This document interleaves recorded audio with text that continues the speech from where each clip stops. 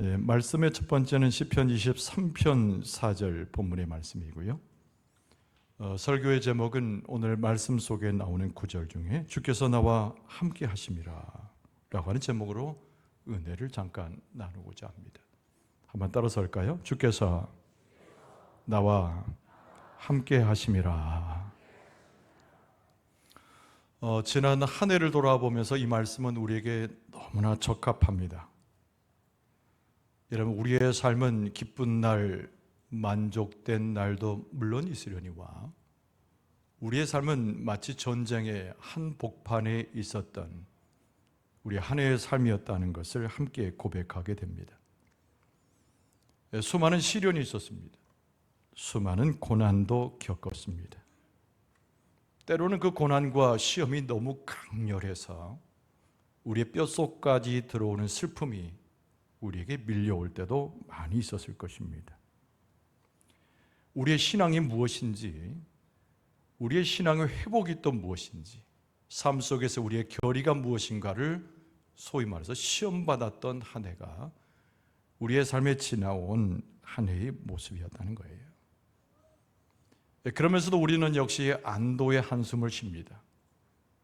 여전히 우리는 주님 앞에 있고 하나님의 은혜 가운데 우리의 삶을 살아가고 있기 때문에 그렇습니다.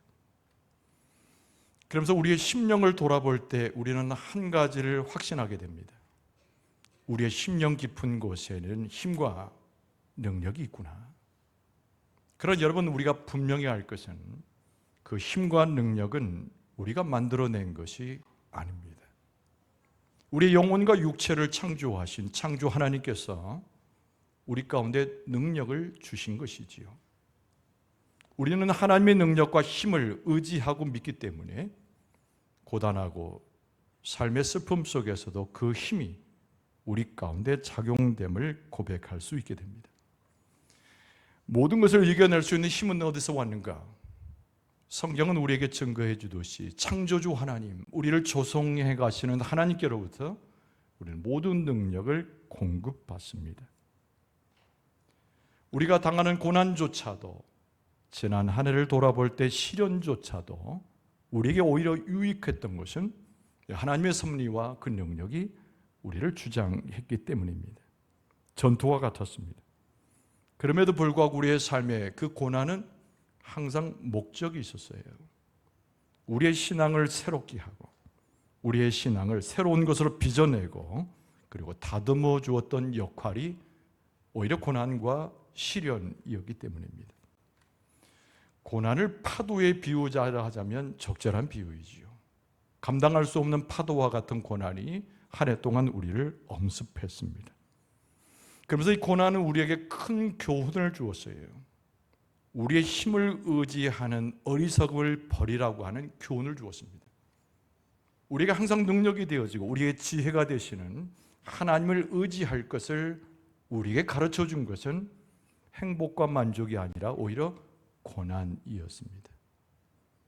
우리가 한 해를 돌아보면서 우리의 경험과 거기에 있는 하나님의 신앙을 고백하기를 원해요. 여러분, 첫 번째로 이 어려웠던 시기에 우리는 의심과 절망의 때를 많이 경험했다는 겁니다.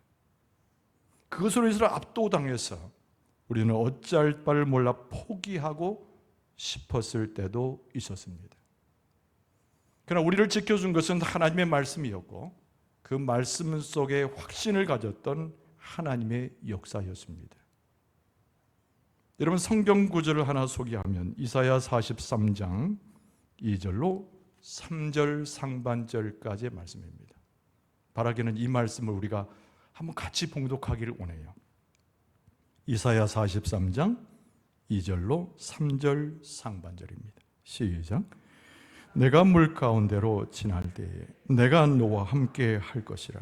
강을 건널 때에 물이 너를 침몰하지 못할 것이며 네가 불 가운데로 지날 때에 타지도 아니할 것이요 불꽃이 너를 사르지도 못하리니 대저 나는 여호와 내 하나님이요 이스라엘의 거룩한 이요 내 구원자임이라.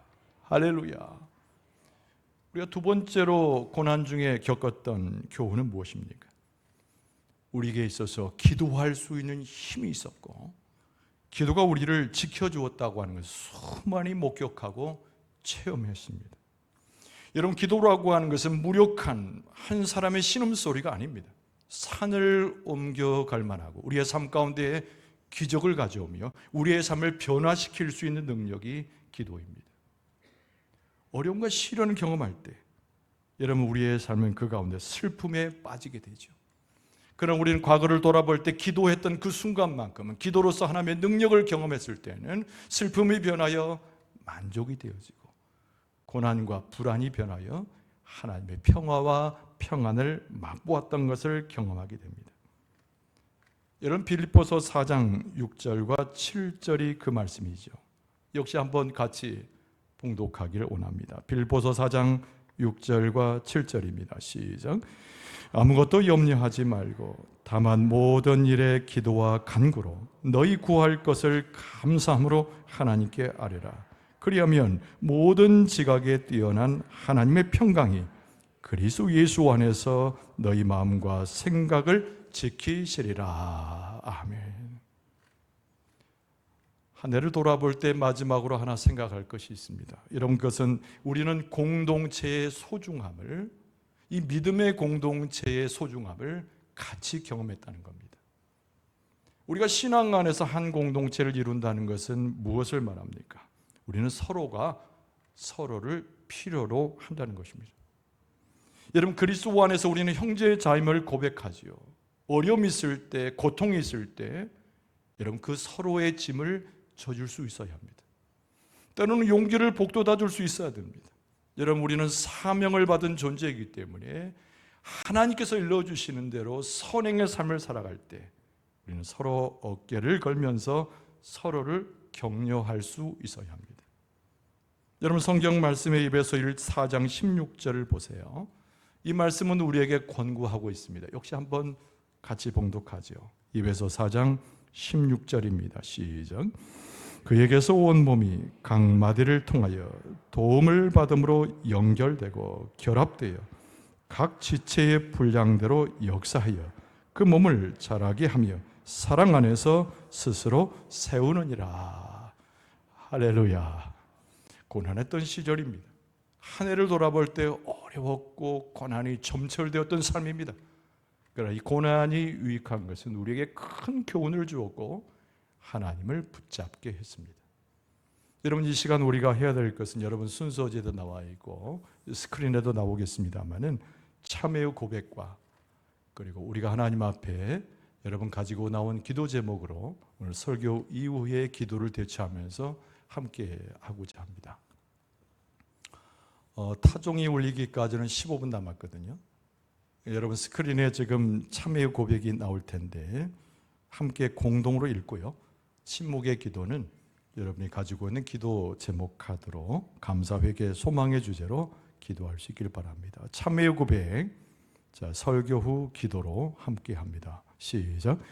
사랑과 은혜가 풍성하신 하나님, 한 해를 닫는 마지막 날, 뒤를 돌아보며 그동안 지었던 죄와 허물을 회개합니다. 주의를 온전히 하나님께 드리지 못하고 예배자의 모습에서 이탈했던 날들이 많았고, 성령의 역사에 무관심하고 육적인 것에만 욕심을 내면서 하나님의 뜻을 외면했던 때도 있었습니다. 피곤함을 핑계로 기도에 깨어 있지 못하며 영의 양식인 성경 읽기를 멀리 했습니다. 정욕을 채우기 위해서는 열과 성을 다했으나 하나님께 드려야 할 충성과 헌신의 기회 앞에서는 등을 돌렸습니다.